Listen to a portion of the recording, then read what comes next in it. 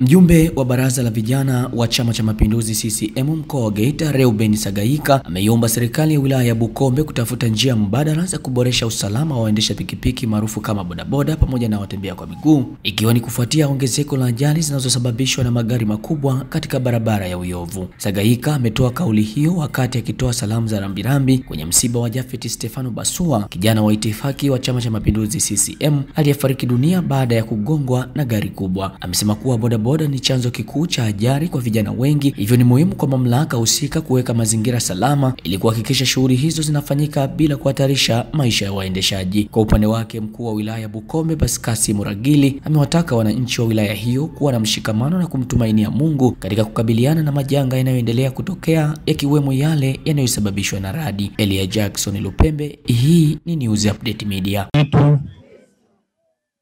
Mheshimiwa mchungaji pamoja na viongozi wote wa chama na serikali, mimi kwa majina naitwa Reuben Sagaika, ni mjumbe wa mkuu wa wilaya wa Chama cha Mapinduzi Taifa kuwakilisha mkoa wa Geita, na ndiye mlezi wa vijana wa wilaya ya Bukombe. Ndugu zangu, kama kuna kitu kinasikitisha na kinauma na si rahisi kukipokea, mojawapo ni kifo. Kijana huyu alikuwa ni kijana wetu mtukufu sana wa Chama cha Mapinduzi, na tumesoma pale kwenye risala yake.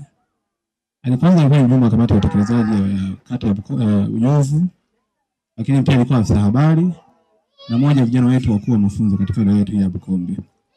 Kwa sisi kama Chama cha Mapinduzi, jamaa mmoja vijana tumpoteza shujaa wetu mkubwa sana.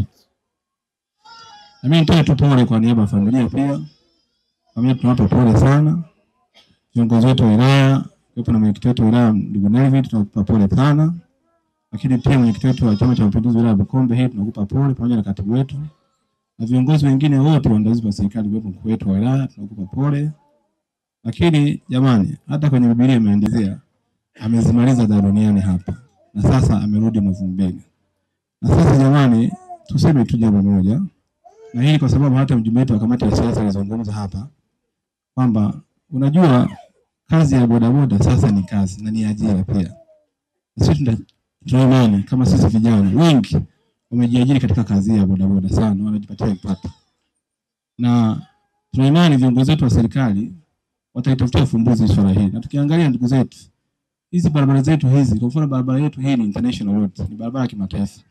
Yanapita magari mengi, malori, maskania. Mwisho wa siku tunapoteza vijana wetu wengi sana wa Chama cha Mapinduzi, vijana wengine wote ambao wapo katika sehemu zetu nchini. Kwa sisi kwa niaba ya umoja vijana, nafikiri mheshimiwa mkuu wa wilaya unaweza kukaa vizuri na TANROADS kumkashauriana namna ya kupanua hizi barabara. Ili mwisho wa siku sisi itusaidie kama sisi wa Tanzania. Lakini kingine kuna vikosi vyetu vya ulinzi na usalama kwa mfano kama DTO wanaweza kutoa ushauri namna gani tunaweza kupunguza vitu. Baada ya kusema maneno hayo, nilivyokuwa nimekaa hapa, mjumbe wetu wa halmashauri kuu ya CCM Taifa, ndugu yetu Evarista alinipigia simu na akanikabidhi, akanitumia shilingi 500 kama ubani kwa nitakukabidhi kwenye familia. Lakini pia na mimi binafsi nitatoa shilingi 100 kwa mama hapo. Wale sana nawashukuru sana, asanteni sana, Mungu awabariki sana. Familia ya marehemu wote ambao wameguswa kwa namna moja au nyingine, wakiwepo ndugu na marafiki. Natambua vijana wa Chama cha Mapinduzi wameguswa zaidi kwa sababu muda mwingi wamekuwa wakiishi naye.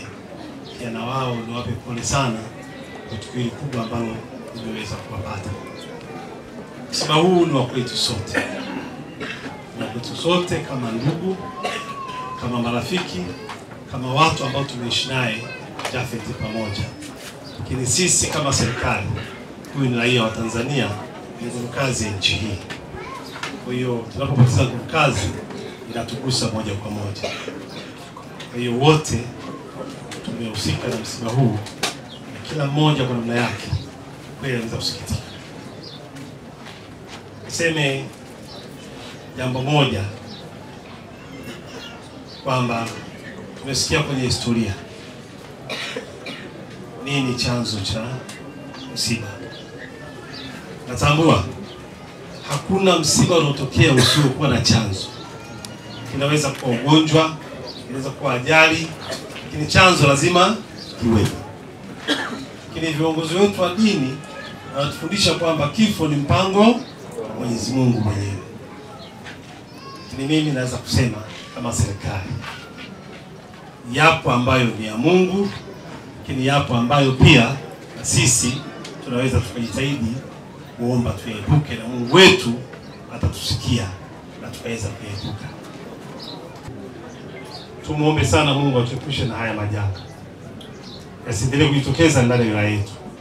Kila mmoja kwa imani yake asimame na kuomba yasiendelee kutokea tena. Tumekuwa na matukio mengi katika wilaya yetu ya Bukombe. Matukio ya radi, nadhani mmekuwa mkifahamu, mfululizo, ajali. Sasa lazima turudi kwa Mwenyezi Mungu wetu, Muumba wetu, tumlilie yeye na tuone wapi tulipoteleza na kipi la kwenda sawa, ili aweze kutuepusha na haya mengine yasiweze kujitokeza au yasiweze kujirudia tena. Na imani, kila mmoja kwa imani yake akisimama ipasavyo, Bukombe yetu itakuwa ni salama, hata kuwa na majanga mengine tena, na tunahakika tutaishi vizuri. Na kama kuna kifo kitatokea, ni kile ambacho tunasema ni cha mapenzi ya Mwenyezi Mungu mwenyewe na hatuwezi kukiepuka kiweze kutokea. Nimalizie kwa kutoa pole kwa wote tulioguswa na msiba huu. Msiba huu uwe fundisho kwetu, kwanza kila mmoja kwa imani yake itathimini anamalizaje maisha yake, lakini ya pili, kwa maisha yetu ya kawaida duniani tuendeshe namna gani.